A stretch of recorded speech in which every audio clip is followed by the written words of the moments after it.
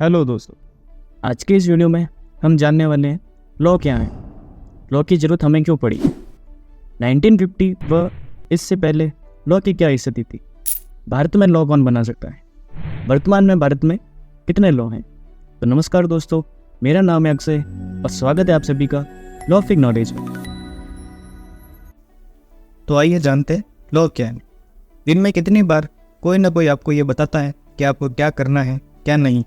कितनी बार आपको अपने आप को खुद को वह कार्य करने से रोकना पड़ता है जो आप काम करना चाहते हैं पर आप जानते हैं वह विधि द्वारा निश्चित है। हम हमेशा नियमों को नापसंद करते हैं क्योंकि नियम हमें एक सीमित दायरे में बांध रहे हैं। फिर भी एक सभ्य समाज में रहने के लिए हमें कुछ नियमों का पालन करना होता है। यह नियम ही कानून कहे जाते हैं। तो कानून इसके अतिरिक्त नियमों का एक संकलन होता है जो नागरिकों पर किसी कार्य को करने या न करने की बाध्यता आरोपित करता है। इसके अलावा किसी सामाजिक व्यवस्था को नियमित करने के लिए कानून की उपस्थिति आवश्यक होती है। ठीक इसी प्रकार वह कानून ही है जो किसी भी देश के प्रशासन हेतु नैतिक मार्गदर्शन का कार्य करते हैं। तो आइए जानते हैं समाज में कानून की आवश्यकता।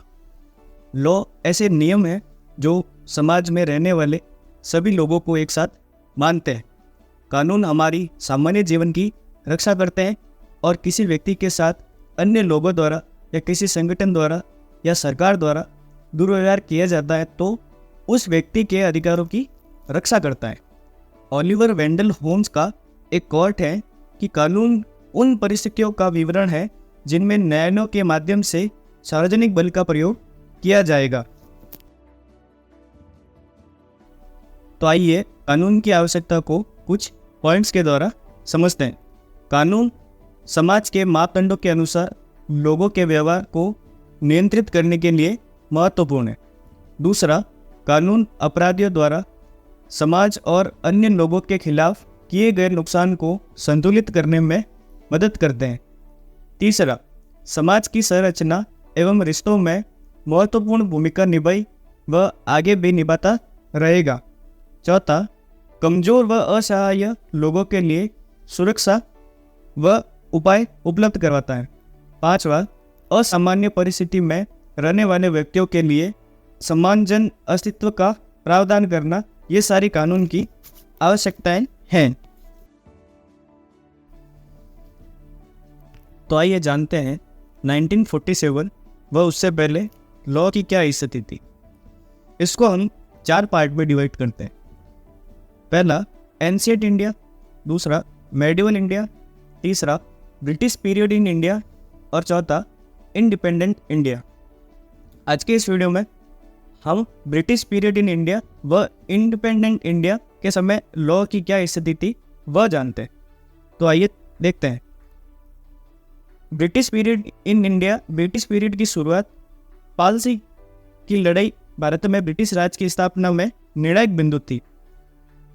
1858 से 1947 भारत पर ब्रिटिशों का राज था। इस काल में कई कानून बनाए गए व कई चेंजेस हुए, जैसे रेगुलेटिंग एक्ट बनाया गया, हाई कोर्ट सुप्रीम कोर्ट की स्थापना की गई, ये कलकत्ता में स्थापना हुई थी इनकी। इनके बाद 1793 में चार्टर एक्ट बनाए गए, यह 20 साल में 4 बार पेश किए गए। इसके बाद इंडिपेंडेंट इंडिया की शुरुआत हो चुकी थी। तो आइए जानते हैं इंडिपेंडेंट इंडिया में लॉ की क्या स्थिति थी। 1935 के कुछ साल के बाद यानी 1946 में रॉयल इंडियन नेवी का विद्रोह हुआ। इस विद्रोह से ब्रिटिश शासन का भारत में पतन हो गया था। 15 अगस्त 1947 को इंडिपेंडेंस ऑफ इंडिया की नींव रखी गई। 1947 के बाद ड्राफ्टिंग कमेटी बनाई गई। संविधान को बनने में कुल 2 साल 11 माह 18 दिन लगे। 26 नवंबर 1949 को कुछ अनुच्छेद पूरे देश में लागू करवा दिए गए थे तथा शेष जो अनुच्छेद बचे थे उनको 26 जनवरी 1950 को लागू हुए थे।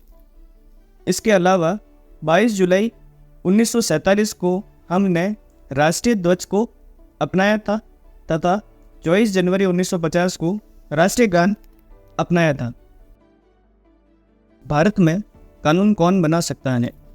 संविधान की 7वीं अनुसूची में 3 सूची दी हुई है। पहली संघ सूची, दूसरी राज्य सूची, तीसरी समवर्ती सूची। संघ सूची में कुछ विषय हैं जिन पर संसद का कानून बनाने का अधिकार है। ठीक इसी प्रकार राज्य सूची में विधानमंडल व विधान परिषद का कानून बनाने का अधिकार है। समवर्ती सूची में दोनों संसद व विधानमंडल अपने जरूरतों के हिसाब से कोई भी लॉ बना सकता है। इसके अलावा राष्ट्रपति व राज्यपाल को भी अध्यादेश जारी करके कानून बनाने की शक्ति संविधान में दी हुई है।